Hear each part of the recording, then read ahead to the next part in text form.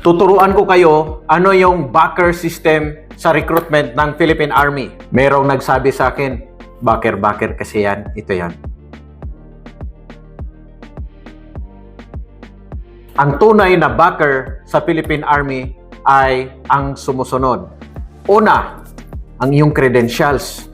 Kung ano ang iyong pinag-aralan, kung anong kurso mo, at ano yung skills na kinakailangan ng Philippine Army. Halimbawa, ikaw ay isang skilled technician sa aircon, skilled technician para sa mga malalaking truck, hinahanap yan ng Philippine Army.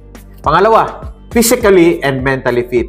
Kapag kinakausap, matino, logical ang reasoning.